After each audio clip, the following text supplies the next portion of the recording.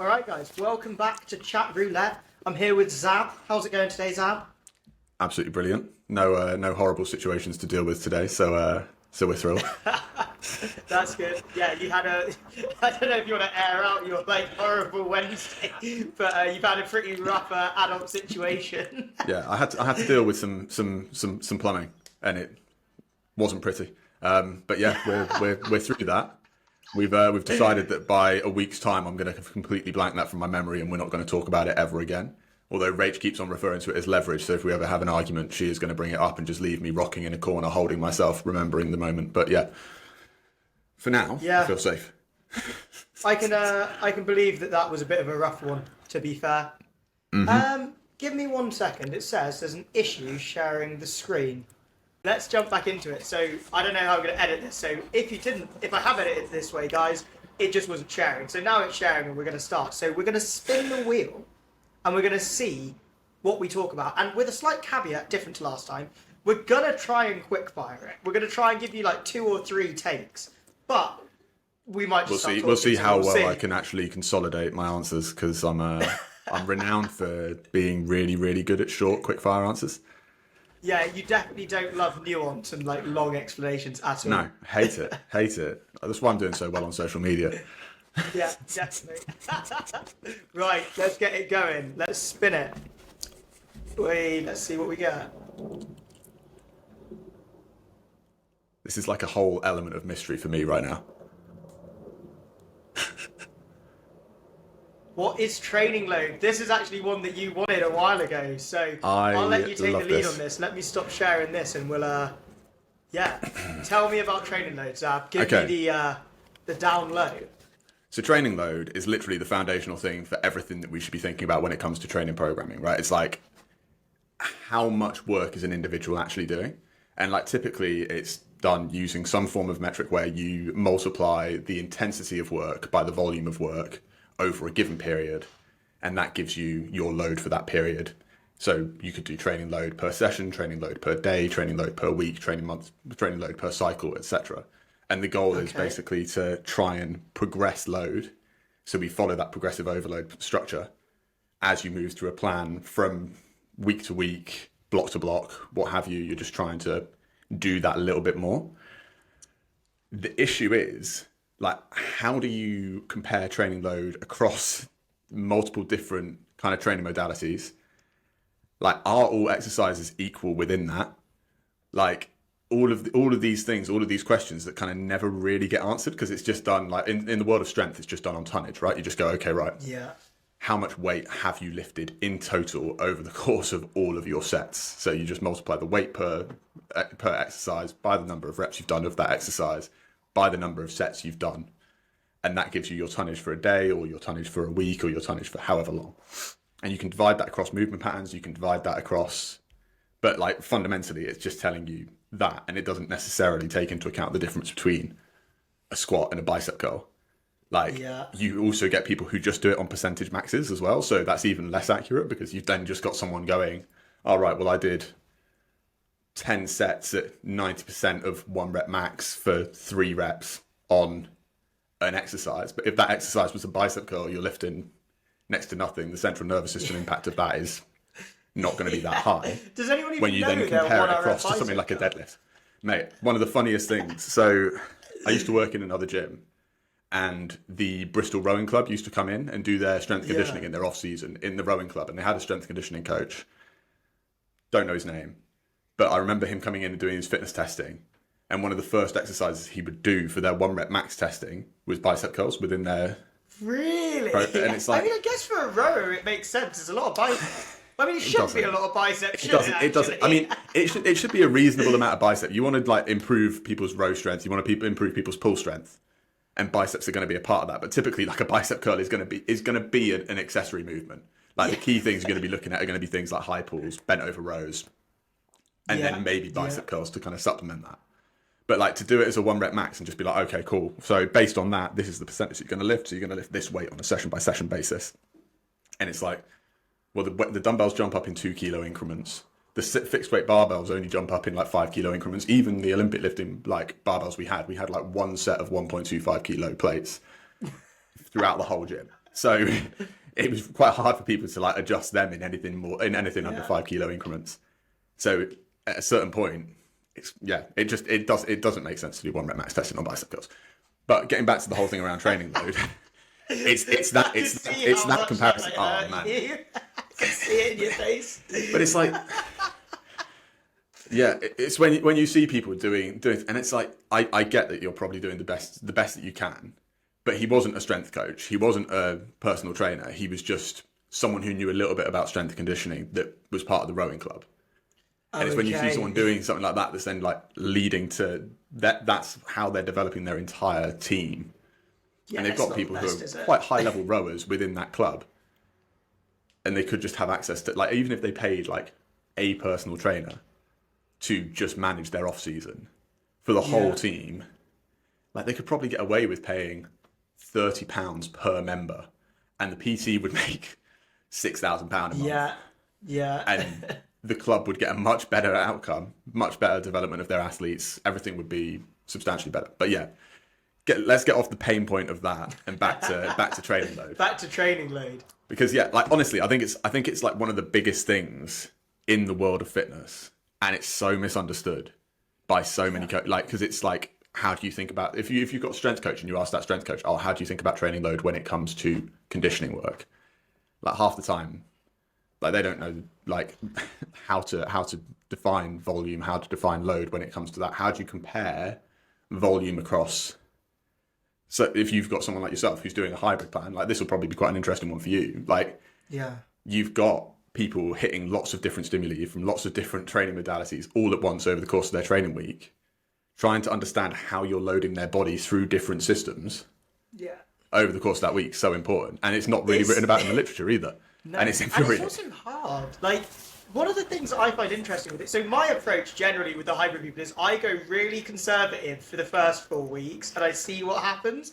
And then if I think I can nudge it a bit more, I do. So sort of over the first 12 weeks I work with someone, I kind of like get more and more aggressive with the volume of different things just to see and like hope it doesn't injure them, which is why I do it so slowly. Because if we see niggles starting to appear, it's like, cool, you can't do that. Because what's really difficult when you do multiple things, it's like, and I don't know what you'll think about this. I don't know if I'm describing it the right way, but you'll know what I mean. Is I don't think all training load is equal. Not necessarily because like I think you could if you could measure the like forces and stuff that are going on.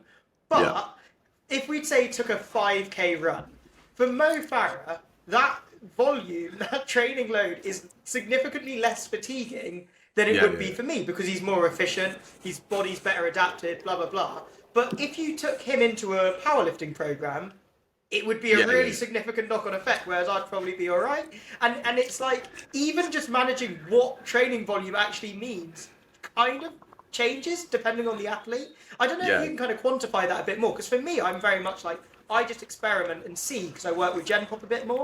But obviously, if you're working with more elite-level athletes, or I mean, even thinking about elite-level CrossFitters, you've kind of got to be able to draw it together a bit more. So in my mind, it's the whole thing of like, you have different physiological systems that the body that you can stimulate within the body. Okay, so you've got cardiorespiratory system, you've got like just your energy subsystems, so like how you utilize different energy sources. How good are you at using oxidative like pathways? How good are you using lactic based pathways? If you've got someone who's done a load of work in a particular threshold and then you change the threshold, you're changing which system's being loaded. So it's about understanding which systems have been loaded, to what extent, and then how you can gradually transfer load from one area into another area without detraining one area and without overloading the other. And it is complicated, and it does like require quite a bit of thought. Like when it comes to strength training, you could have someone doing stuff that's concentric only, and then you add an eccentric load, and all of a sudden you've gone from trying to develop force capacity to trying to like withstand breakdown, and like the muscle damage effect of those two things is completely different. So you kind of need to be sensible when you think about that, when you start adding in power work and like the impact that has on central nervous system fatigue. Like if you've got someone who's doing like a bodybuilding program and they're doing a load of isolation exercises and they're doing stuff that's more volume intensive and probably a bit more metabolically demanding than like a powerlifting program, and you're gradually trying to shift them towards a powerlifting plan, like it is hard and it's really complicated, and but it's really interesting to think about. Yeah, it's cool.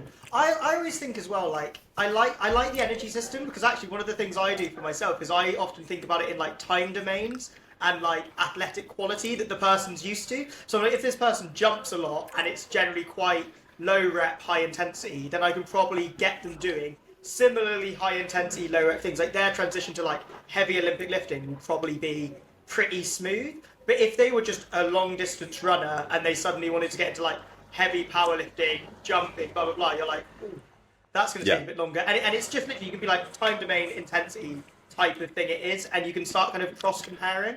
And it's So like, but it comes back to energy systems. That's it. So energy systems, but then neural systems as well. Like how much neural load are you exposing an individual to? How much muscle damage are you exposing that individual to? How much like force output are they having to create? And all of those things are things when you think about them individually as progressive elements, you can easily break them down. And I think if you can try and kind of deconstruct your plan, so like construct your plan as a whole, and then as you're thinking about your progressions, you need to kind of deconstruct it and take it back down to those individual systems and go, okay, right, so I know that I'm currently loading this system to this extent with these 5 exercises in the program. These other exercises aren't really hitting it at all. These other exercises are hitting it slightly, but it's kind of like a tertiary stimulus. Yeah.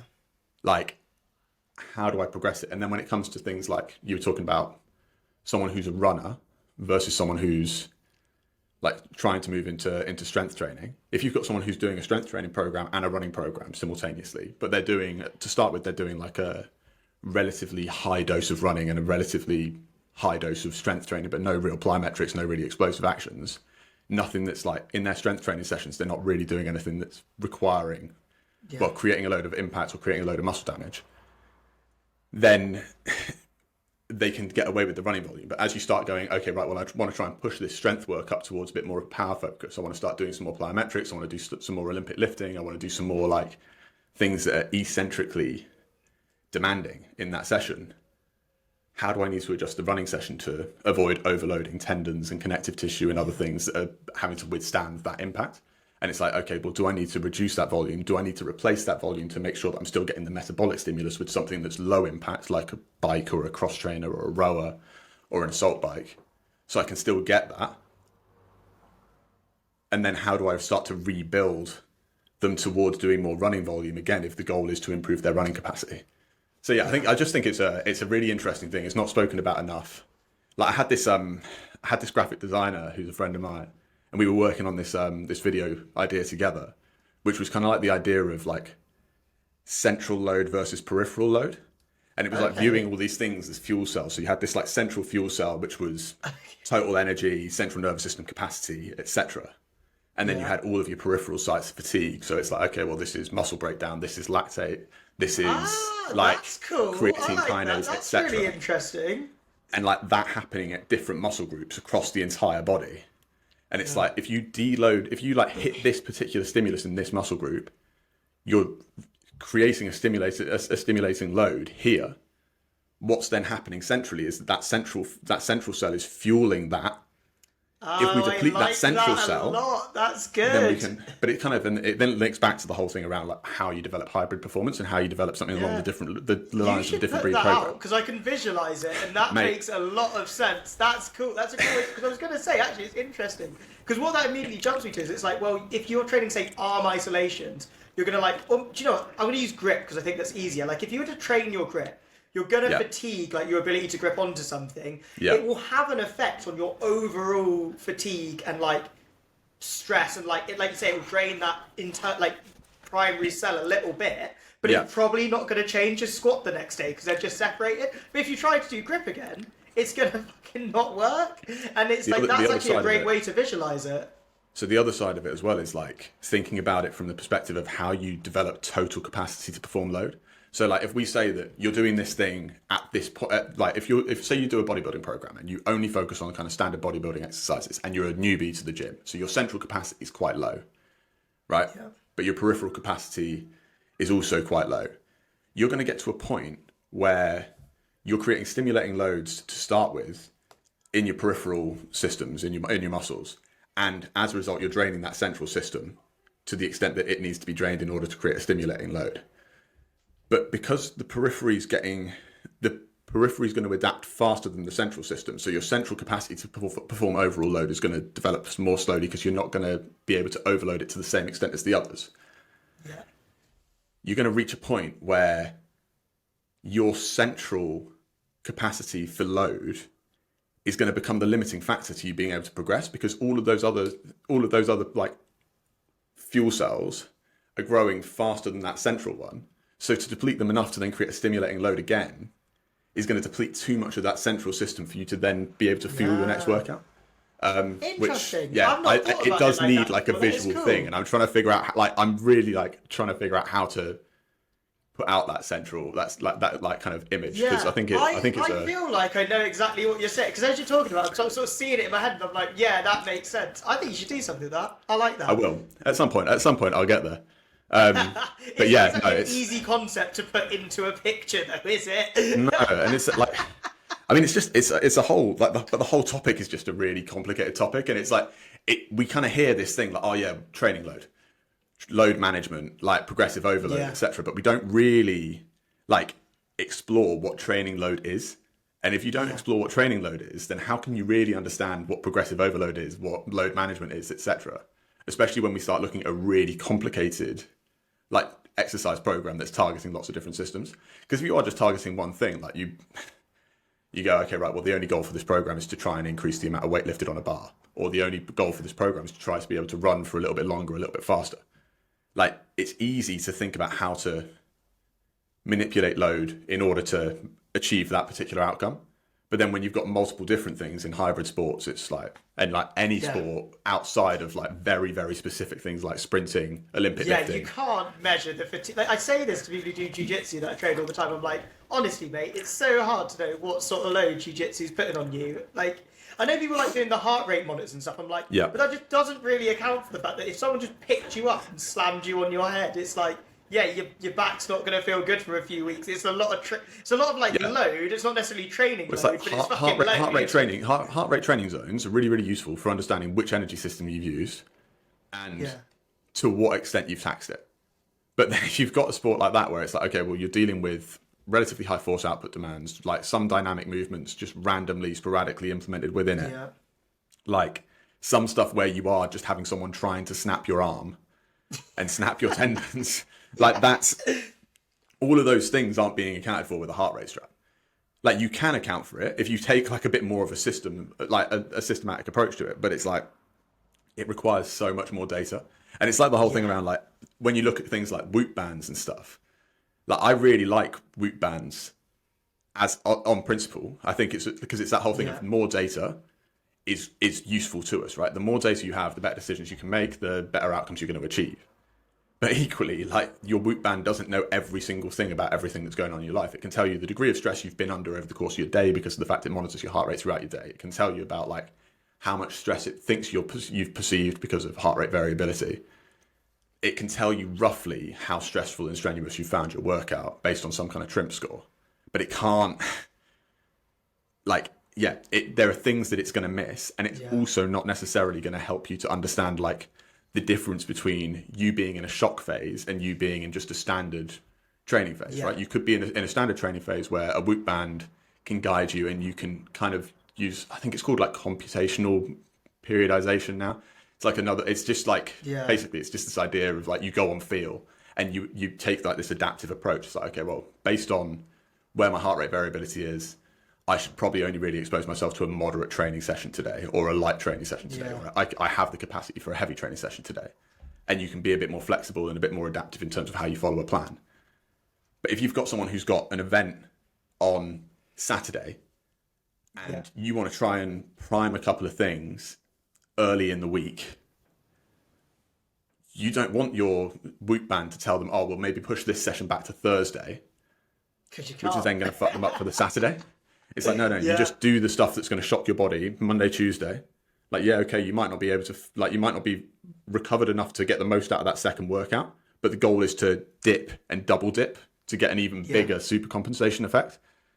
And if your Whoop band tells you not to do that, then that's not really that useful from a training I perspective. don't believe in them. I just refuse.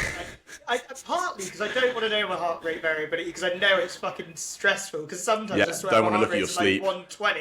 Sometimes it's at like 60. So I just don't care. I'm like, you know what? Shit's got to get done sometimes, and I don't care what you say. But I also feel like it doesn't account for the mindset. Because I think if you put a whoop band on David Goggins, he'd be fucked. But So he's gonna do it. I can't remember. So a couple of the pro squash players I used to work with these sports psychologists, and I cannot remember the name of them, but I want to try and find out the name of them. But one of the things they referred to a lot was dirty fitness. So it's like this breakdown of like, okay, right, you've got power, you've got speed, you've got power endurance, you've got strength, you've got all of these different fitness components, and you've got the kind of 10 key ones that we list.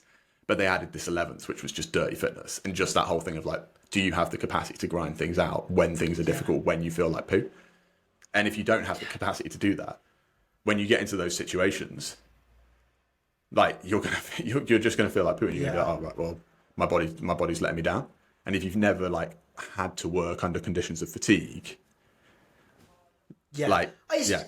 People have won world championships whilst they're sick. Like, you could just crack on. The band doesn't account for just the option to just crack on and just get on with it. Like, No. I like you say, it's important data, and it's something that as I've gone through a journey as a coach, I now see as more valuable than I did just viewing my own training. Because for myself, I feel like I'm pretty good at auto-regulating, and I've got to a decent level of athleticism without it, and it doesn't look like the progress is slowing down.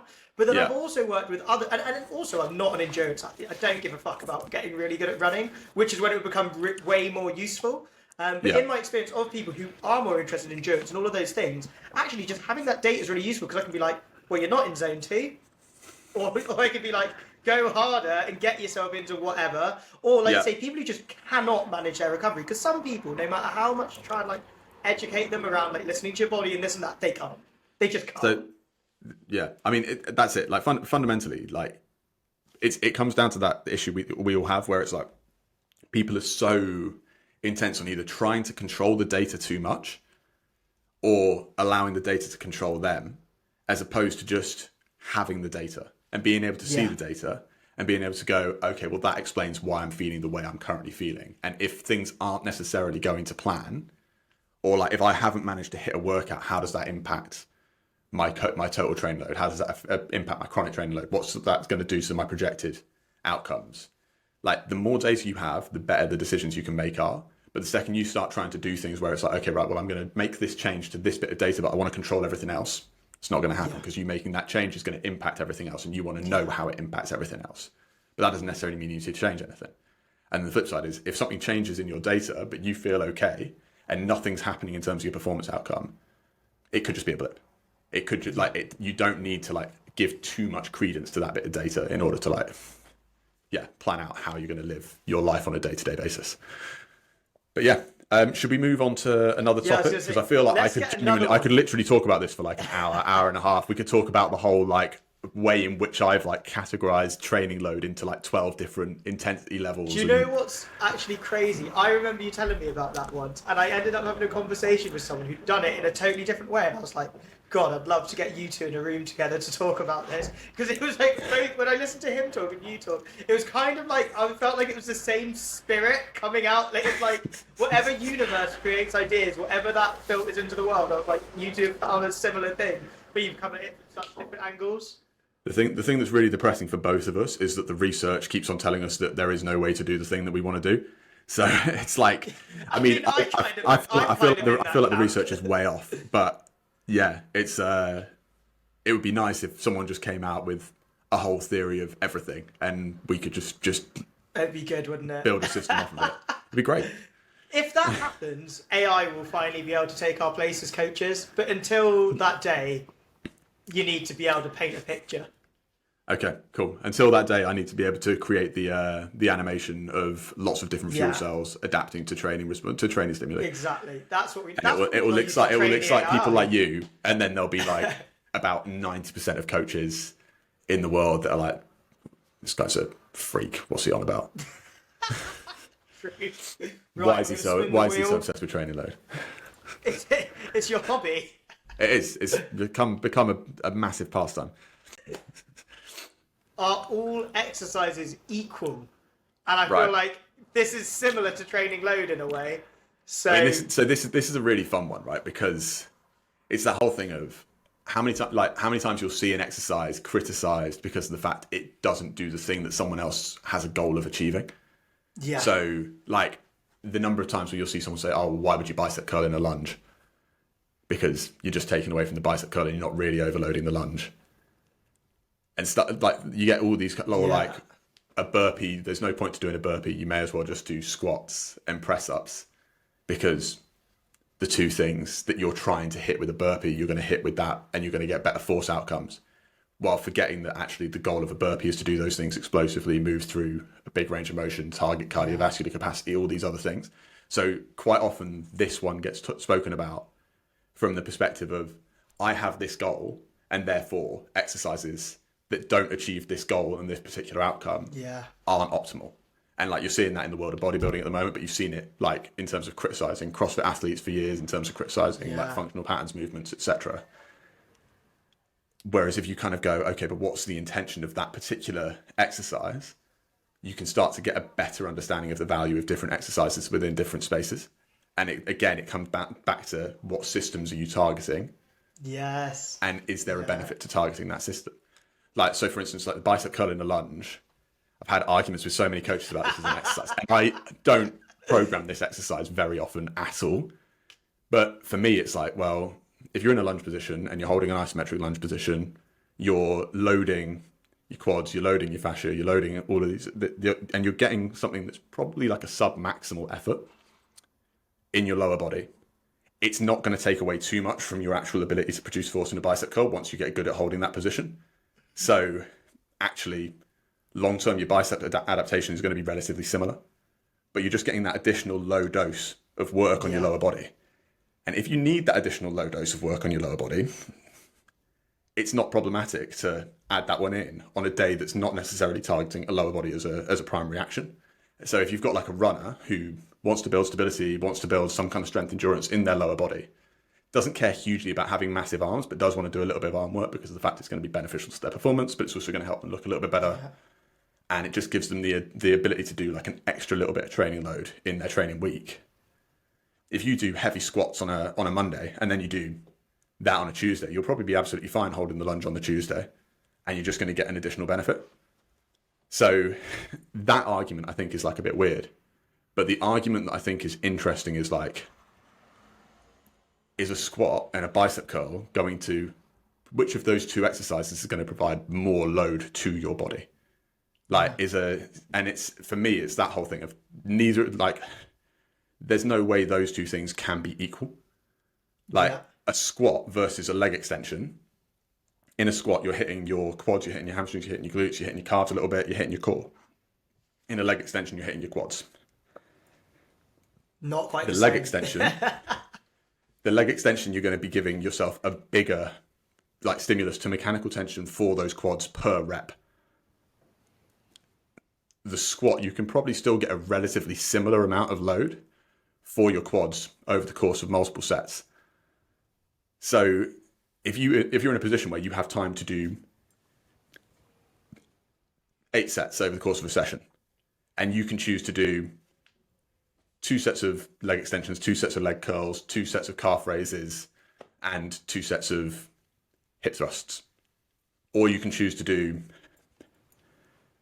4 sets, 5 sets of squats, plus like 3 sets of one of the other exercises as an accessory movement. Yeah. The squat one is going to give you a bigger overall training load. It's going to give you a bigger, like more benefits overall to your cardiovascular system, central nervous system. It's not going to give you the same degree of mechanical tension in one specific muscle group as the other one might have.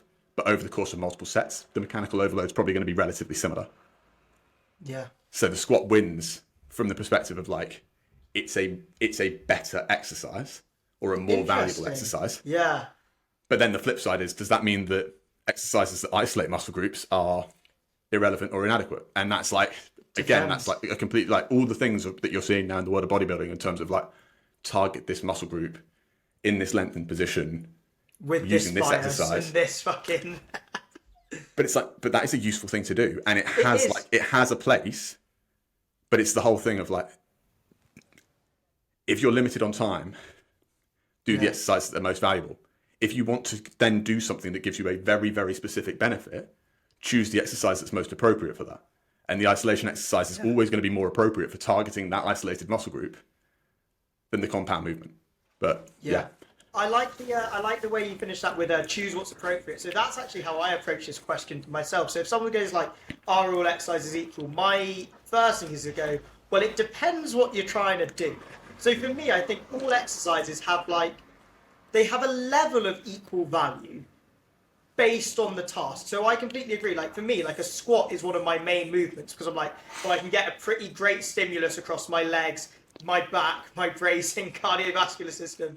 And like if I do a few sets, look at Olympic lifters, for example. You don't very often see Olympic lifters doing direct quad isolation, but their legs are going to be fucking bigger than most people's ever because they just do a lot of squatting patterns at a high intensity. So, I think there's a fair argument that it's kind of like I would almost talk about it as more versatile. But if we were talking about like, okay, can we specifically load like the patella tendon in a rehab process, blah, blah, blah, well, you're suddenly going to go, probably want a leg extension for that. Or like some form of alternative exercise. So I always come back to this. Knee extension, something along that, Yeah, I always come back. Whereas obviously, banded extend on knee extension. So I was like, do you want to do this to fucking build your quad? Like, that's a terrible exercise for it. But to pretend that makes it a bad exercise is foolish. And I think the CrossFit example is great. People make fun of the kipping toes to bar, for example, and I'm like, it's maybe not optimal for building muscle, but it's like the most dynamic way you can do this like compression movement whilst keeping a high enough work rate that you can really smash your cardio system. Like it's like the point of it isn't just growing your abs. It's it comes down to those systems. If you want to improve your speed, and someone goes, oh well, you could do kipping toes to bar, or you could do controlled hanging knee raises or an isometric L sit.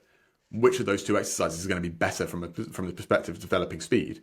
Kipping toes to bar. Kipping toes to bar. And it's like it reduces the force profile because of the fact it means that you're utilizing momentum to overcome some of those forces, but it increases the elastic recoil required, so it improves the amount of tendon activity within the exercise.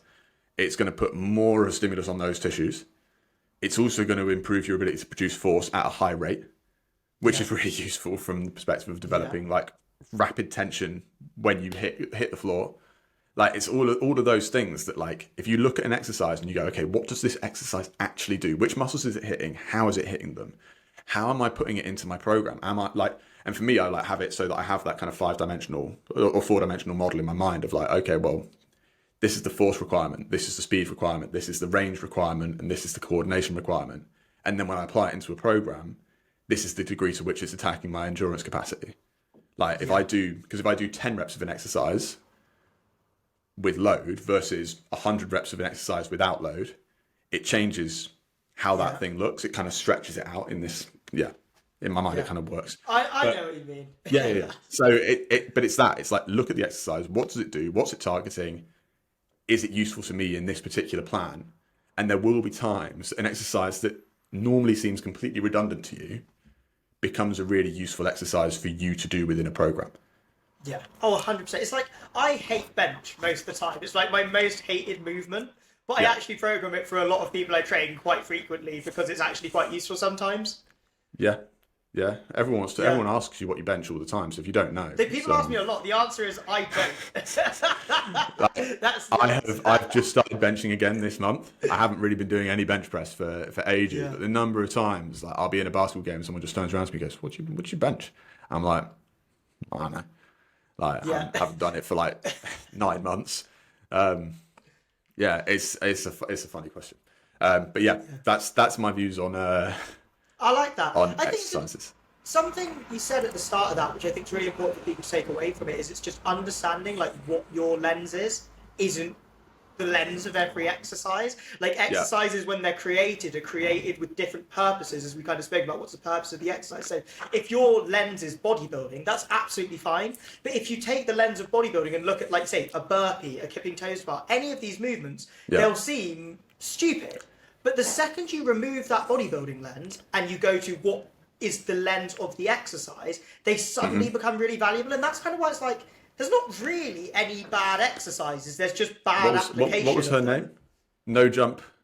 Oh, no jump Nadja. I don't know if her name's actually Nadja. I feel bad saying it. I don't know how to pronounce that name, so I've gone with my like English accent pronunciation. Yeah, because the Western approach to just dominating other cultures has never been a Yeah, I bad do thing. feel Right? like I've just gone full English mode on that, to be fair. But when you're telling people that like a broad jump is dangerous because you're like, I was just like, do you know what? You deserve being called the wrong name if I've done it wrong. Yep. No, that's fair enough. I'm loving what I am. So one of the things I always find really funny is this, like, if you take the mentality of like all exercises are kind of useful, my lens isn't necessarily the appropriate lens in every single case. My bias isn't necessarily is my bias, and I'm just going to look at exercises that have value. You can just go, okay, cool. That person's doing that thing. That's pretty cool for that reason. It's not something that I want to touch right now. The number of people that you see kind of just following this endless cycle, and it's like, oh, right, well, we got really into bodybuilding, so we got really into mechanical tension, so we got really into like talking about exercises that prioritized our ability to overcome load in a controlled way, moving through a particular range of motion, moving through a particular movement pattern in as controlled a way as possible. And now all of those coaches coming around to doing more plyometrics, because of the fact they've realized, oh, actually, it's probably useful to build tendon strength and maintain athletic capacity. And it's like, it's going to come around to the whole world of flexibility. It's going to come around to the whole world of coordination again. And it's like, it's you just all go, just going to leave. all of People it's, just need all to of it's understand they useful. need to be in the middle. Just do all of it. Yep. And it's like, and you might find this. I don't know about you. I do find it hard to get out of my value on barbell lifts because my introduction into training was through like powerlifting, then into Olympic lifting, and then kind of like then understanding that I need more to link that between my sport performance and my gym performance. And that was kind of and it was kind of like, okay, there's quite a lot. But I still lean heavily into, but like barbell squats, for example, is something that's been in my program for years. It's still in my program because in the back of my head, I can't get over not wanting to get it bigger. But I would probably actually be better off just doing a Hatfield squat because I'd be able to stay upright, I'd load my quads more, I'd get more load through my torso. And it means basically nothing in terms of the development. The fact that you have your hands on it, it's, if anything, it's better for what the point of the barbell squat is. But I can't get off it. I just love it too much.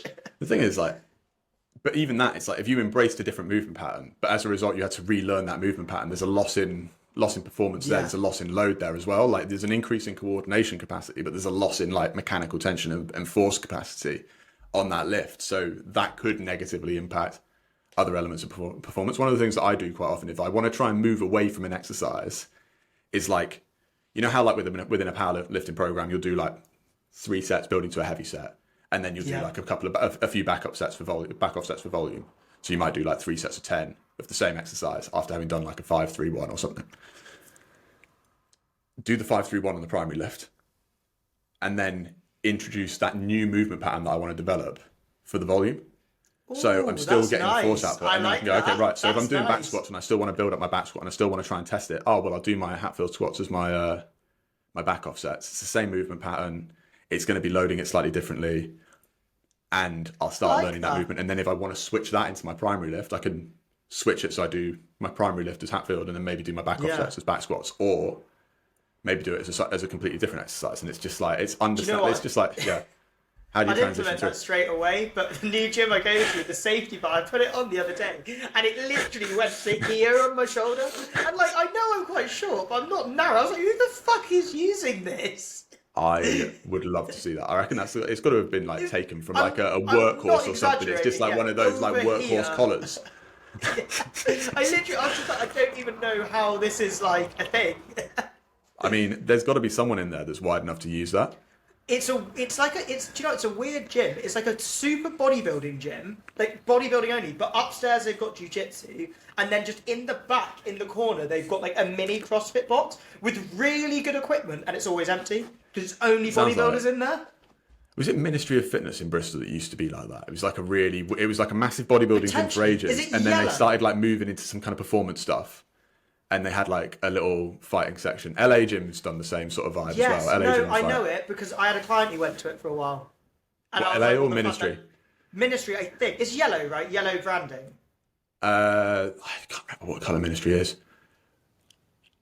This is it. Like, I can't remember. The one that I think is the one I'm talking about is yellow branding, but I can't remember if it's Ministry of Fitness or if it's something else. Well, So if I'm just promoting the Ministry yellow of one Fitness, with the same things. cool. So we're probably talking about the same place, but it might not be Ministry of Fitness. If you look at the pictures of Ministry of Fitness online, and it's not yellow, it's not the gym we're talking about. But yeah, anyway, it was like a massive like bodybuilding gym for ages, and then they started adding in this performance element, and then they had like a fighting boxing space as well, and it was like properly weird pretty cool. like mix. But it's really it's cool. It's cool. Do you know what? Hold on, I'm going to go on a tangent. Let's get on to our next thing, because I was about to just go on a whole pointless thing there.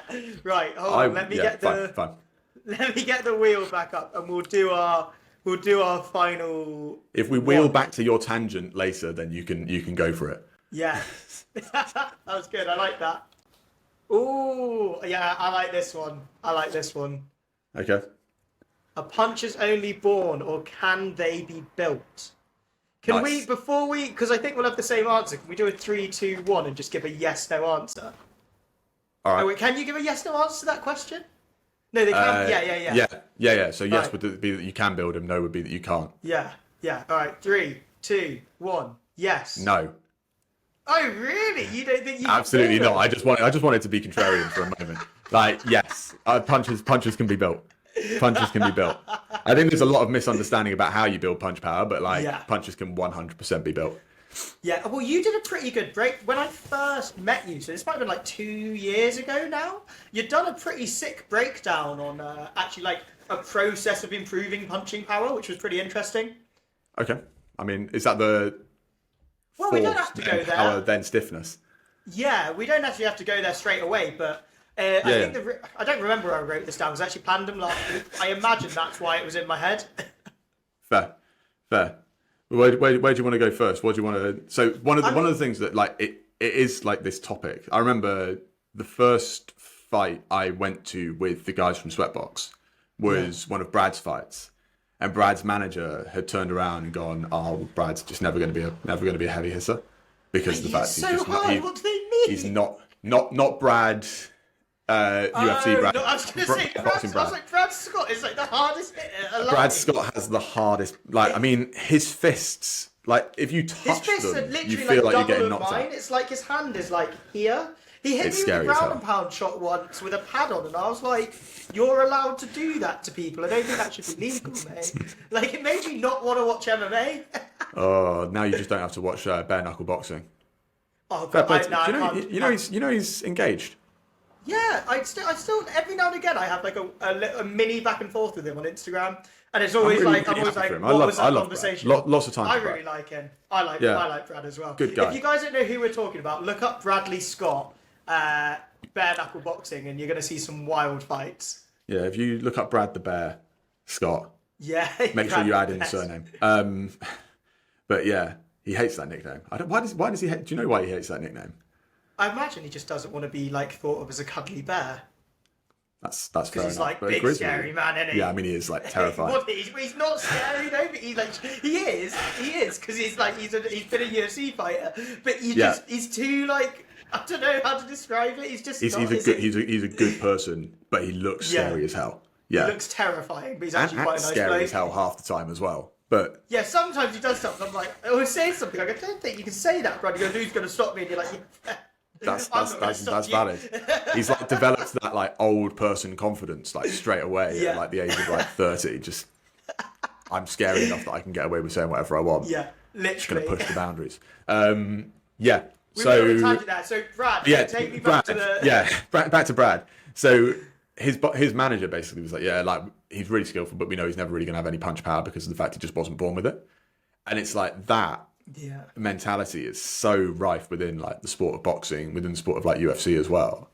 It's an MMA. I remember I had an argument with one of the first MMA coaches I ever had, like, because I was like, yeah, you can definitely get more power from there. They were like, no, it's not possible. And I was like, it's literally what people train for in every other sport. I was like, why do you think every athlete at the top of MMA has a strength and conditioning coach with the goal of getting more powerful? Yeah. But yeah, the thing that's really interesting about kind of punch power is the fact it doesn't just relate to force output, right? It's not, because punches are so quick. So it's hard to actually develop anywhere near your maximum force capacity, especially at the bottom of the movement. So when we think about like the standard strength conditioning moves, it's like, okay, right, we're just going to do a horizontal press or a vertical press. So we're going to do a bench press, maybe a landmine press. But that's how you would think about developing force output. But then actually the force for the punch comes from your legs, from your trunk, from your whole body. And the skill to coordinate the shot as well. Yeah, the core stability to make sure that the force driving from your legs passes through your core as efficiently as possible into your shoulder, into your punch. Then it's the whole thing as well of like, I remember when I was doing like my S&C level 4, like one of the things they were speaking about was, oh, well, you want to make sure that you're driving from your legs first on a punch. And it's like, that works on certain types of punches, but it doesn't work on every type of punch. Because you think about when you throw like a cross, quite typically, like you're stepping as you're connecting. So clearly I've not pushed off my back leg to drive my shoulder forward. I've created rotation. I've done something that's like moving through that system, but I've not created force with like some kind of lunging type action or triple extension action. True. I mean, there's a thousand types of shots. If you're a tall fighter and you're pouring a jab, I mean, Kamaru Usman's dropped people with jabs, but you're not rotating, but you're maybe stepping forward. Like, say, if you're throwing a right hand, you might be, or if you're throwing an overhand and you're actually funneling your body in like a loop, it's not. It's a complicated how much of your weight pattern. are you getting behind it? How are you timing the punch? How much stiffness are you able to generate when you connect with a person? Are you connecting with them when you have a straight arm? Are you connecting with them when you have a bent arm? If you have a straight arm, naturally it's going to be harder because your elbow won't bend when you connect. Like that, whereas if you hit them with a bent arm, it's like, okay, well actually my elbow has the capacity to bend. Like it's all of those sorts of things. So it's like the post that you brought up earlier was talking about the fact that you want to develop strength in isolation. Then you want to develop strength with some kind of like integrative strategy where you're transferring force through the whole chain. Then you want to be able to develop power through that chain. But then you also want to be able to develop stiffness. And it's like isometric contractions at the end of a punch are really, really useful because of the fact they teach your body to hold that position effectively when you make impact. So like things like if I throw a medicine ball, that's going to be useful from the perspective of generating the force required for a punch. But if I then don't learn how to maintain stiffness upon impact, I'm going to lose like 50% of that force as my whole body kind of collapses in on itself. So it's that whole thing of like action versus reaction. Yeah, and being able to control that impact back into the legs to maintain it. It is complicated. It's a dynamic movement, but what's interesting is everything that we can highlight is things that would like change how hard you hit, like your timing, the torso rigidity, stiffness of the arm. All of these are trainable qualities that are quite easily trainable if you. And weirdly, it comes back to training load at the start. Actually, weirdly enough, because you're talking about okay, how do we isolate the different elements that are happening within the movement, the different energy systems, and the different athletic qualities. And then how do we train all of those in such a way that the athlete's able to then reintegrate it into their skills training? Exactly that. I don't have anything to add to that statement. Well, there we go. So basically, you can build punches. you can build punches, and it requires the same science as every other goal. Yeah.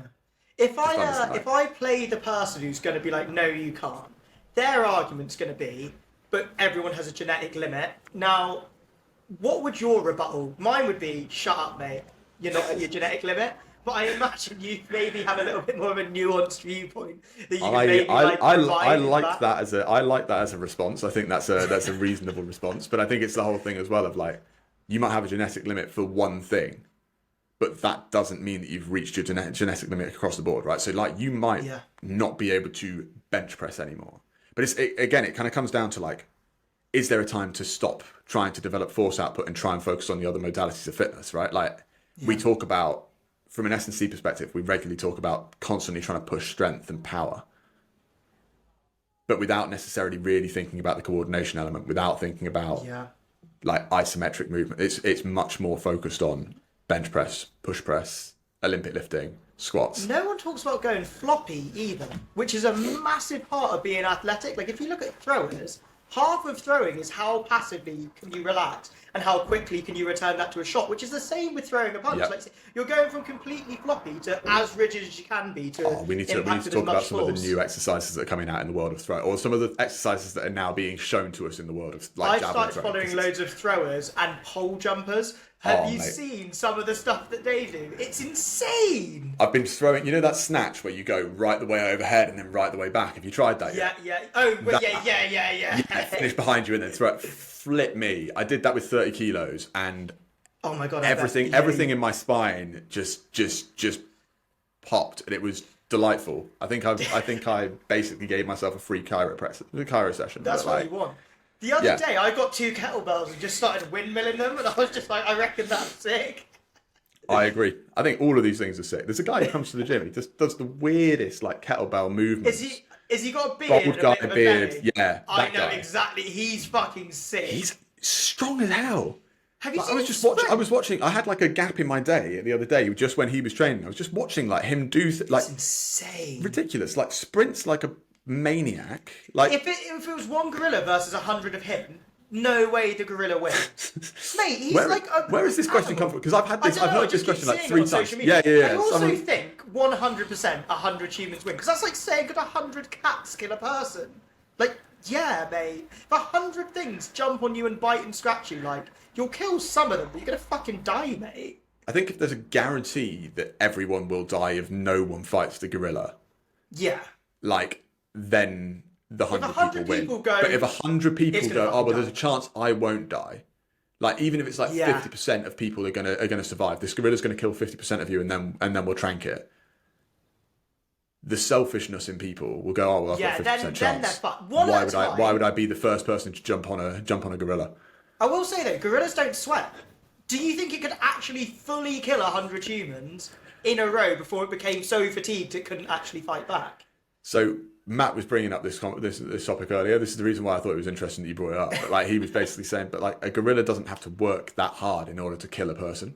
Like the amount of strength that a gorilla needs to produce versus its capacity to produce force is. This is true. Yeah. So like I was talking about this with Sol and amount Ryan. of force. It's going to go max smash. It's going It to might get go tired. max smash. It might just flap you away like a fly. What Like, about if you- Eddie Hall though? I don't think he's swatting Eddie Hall away. I don't think Eddie Hall necessarily wins, but it would be like me fighting like Marcus. I've got a little bit of a chance. I think you've got a lot of a chance against Marcus. It just depends on what Like, rules you're well, fighting no, with. he's way better than me in all martial arts and maths, so probably not. But like, if we were, Are you allowed to hypothetically sneak up behind skill, him? Does he know you're coming? I mean, I think in this, well, could 100 memes take a Marcus? Could I do that? That's the real question. Next question for social media. If you don't know who Marcus Jones is, look up Simply Strong. He is a unbelievable. machine He's like, of a man. he's an absolute what I can't Adonis. believe is how big he is and how lean he is. But Yeah. I also know how hard he trains because I've coached him, and I know Yeah. how he eats. And he eats. It's like he makes me want to train harder, and I don't think I could do what he does, man. It's insane. It's like I love it. sometimes I love it when you get 14 clients like that sessions though. a When week. you kind of like when you train someone and your goal is to just hold that person back a little bit and just be like, no, this is what you need to do. You do this, you'll get the result you want. You don't need to do any more than this, and you'll still be happy and you'll still achieve everything. Like that is so good. But then equally, like, when you then reflect on that and go, oh yeah, but I now because I train so many people don't have the time to do all the things that I'm telling you to do, and now I'm just watching you achieve everything, and I'm like, oh man. Speaking of, I've finally carved out time in my calendar to do my own sessions. Yeah, you need. But I mean, your calendar's ridiculous. If you guys can't tell from Xab's passion about fitness, he applies that to everything in his life, including like work and like, which means no free time. Yeah, it's lucky that we get to have like a little chat every few weeks. Yeah, it's quite nice. I actually like jumping on these. So I'm like, yeah, I'm gonna yap for an hour about stuff we like talking about.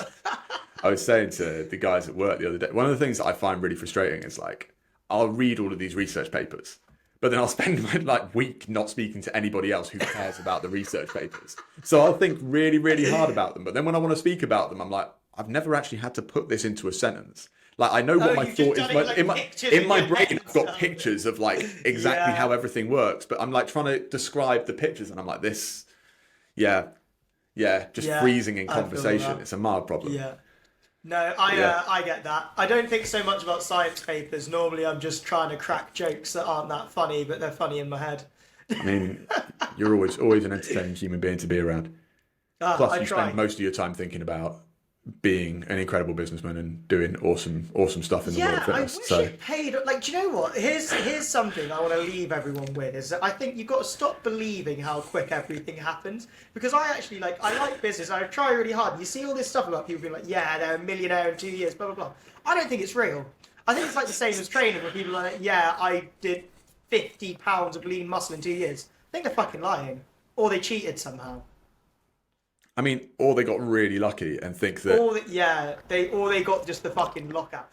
But I because would think the same about you could get everything Portuguese. to line up perfectly, and I reckon you could just chance on $1 million in the next 2 years. To be fair, yeah, but it's just what are the odds of getting it all in line by accident? And you don't want it all Yeah. by accident, to be fair. Same with training. You don't want to progress by accident because when it goes wrong, you won't know what to fucking do, and eventually someone will overtake you.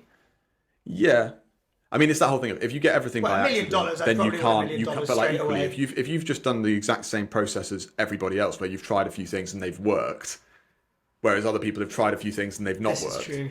Those people just know the things that haven't worked. You know the things that have worked for you so far, and on top of that, you've also got $1 million to then play This with is and true. do. I will take it back. That I would just take a quick $1 million. You'd want to be in the position where, like, somehow you just like stumble out of your house and realise there's $1 million in your bank account. You're like, yeah, Oh, okay, mate, cool, yeah. I can't imagine that feeling. That would be good. But I do like business nonetheless. It's still fun to do, and I think But it's all of it's interesting, right? Anything that's it's about just how the world creating works. something. Yeah. Yeah. You're creating something to help people, at least in our industry, you are. So I like doing that. I'm obsessed with this thing. There's a company, an architecture company in Knoll West where I grew up, right? Yeah. They do well. I grew up in Knoll, but borderline Knoll West, and like the company is helping people self-build their own homes, and it's this really cool company. They basically help people utilize land that they already own through like community land trusts, and then build Interesting. homes onto that and retrofit rooms into their houses so they can have an extra room for a family member or an elderly family member if that elderly member needs a space, or they can build a house for a relative, or like, and it's this whole thing of like just communities starting to work together to actually take back ownership of some of their own stuff. And like my mind is like, okay, cool. How do you then combine that with like a commercial interest? So if you had like a gym space, a social club, a cafe, and everything, and each of these places wanted to buy and build their own spot, but then you also combine that with like a community land trust and you get people to self-build their own property. And you basically build like a community where everyone who lives in the community knows that the commercial interests have helped to build that community. The commercial interests are there to provide for the community, and the people want to buy into that project anyway. And it's like just this like really cool. So It like would either make something extremely dystopian or something very like you're talking like cyberpunk levels of dystopia, or it works out really well. I remember having this conversation. One of my friends works in Rotterdam now. He's like a left-wing architect, which is a thing. But I mean, living in Rotterdam is probably the right place as a left-wing architect. Yeah, I mean, he does some really cool stuff. He's like working on social housing. But I remember when I first became a personal trainer, like I had this like I was working 14 hours a day. I was getting up, going to the gym, getting into the gym for like 6 o'clock in the morning. I'd work through until like 8 p.m. in the evening, go home. Yeah. Like, and motivation wise, you just needed to find ways to motivate yourself. And there was like an old parcel force building that doesn't exist anymore next to Temple Meads. It's now like going to become like a student block. But I could see it on my walk down to the gym every day. And I'd like have this image of my mind of like, okay, one day I'm going to build a gym inside of that, and I'm going to convert the top floor into flats, and I'm going to like have like flats underneath the and then I'm going to have like a library, and I'm going to have butchers, and I'm going to have greengrocers, and I'm going to have this whole that would be cool. And it would be cool as hell.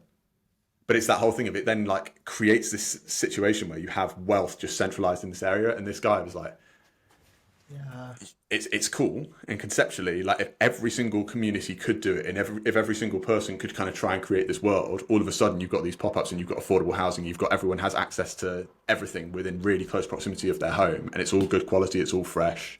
It's all wonderful. And it's all community focused. But if you have one person do it, it becomes this like authoritarian thing where it's like, okay, well, Xab lives in the top floor and he has cameras in all of the and if you behave badly, you're evicted from this property. You have to go slum it somewhere else where you don't have access to all this really healthy food. So like, that's a he valid point. made a point that maybe I should avoid becoming a dictator. I'd say if we had a better legal system, I'd actually not be against it. If you got rid of victimless crimes, right, then you wouldn't ever really need to kick anyone out who doesn't deserve it. It's like What is a victimless crime? well, just like a crime where whoever the crime's apparently been done to them is like, nah, mate. Like drug dealing, for example. People don't buy drugs at gunpoint; they choose to buy them. So it's like you can't really arrest someone for doing something that the other person wants them to do. Oh, but the victim of that's the state, though, Sam. Surely the victim of that's the state, right? Well, this is the but the state's the only victim because they haven't legalised it and taxed it. It's like the state create. Oh, but they haven't legalised it and taxed it because of the fact they're trying to suppress certain things and create certain divides in certain groups and certain marginalised areas. Do you know what? A little bit of me does believe that they don't want like more people to smoke weed because they'll be like, what were you so stressed about, bro? Let's just chill out. Like, why are we chasing this capitalist dream? Let's just all live like happily. Just a little bit of me wants to believe it. A little bit of me just thinks, oh, but it could be real. It could be. Probably not. Though. Yeah. Well, on that note, that's politics as well. So yeah, now everyone knows that I obsess about lots of different things. Yeah. Primarily fitness, primarily science, but like occasionally I get wrapped up in the idea of taking over the world and trying to be a benevolent dictator. Deep into the dictator socialist. That's how we can describe you. Do you know what? We'll stop the politics. Let's stop because we're going to start alienating audiences. Well, yeah, there you go, guys. That's two leftists discussing different fitness topics. Hope you enjoyed it, and we'll catch you soon. See you later. Really good to see you, man. Bye. Take care of yourself. I'm glad you've got electricity again. Oh, so am I. Catch you later. See you later, bro. Bye bye.